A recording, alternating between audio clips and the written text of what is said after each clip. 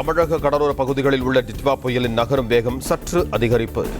மணிக்கு 5 கிலோமீட்டர் வேகத்தில் நகர்ந்த நிலையில் தற்போது 7 கிலோமீட்டர் வேகத்தில் நகர்வதாக வானிலை மையம் தகவல்.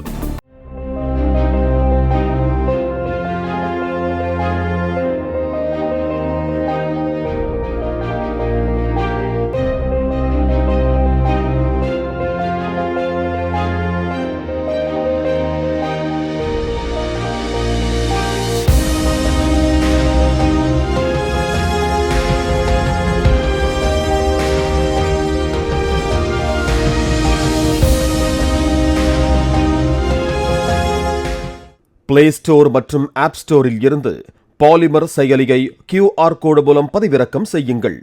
செய்திகளை உடனுக்குடன் பெறுங்கள்.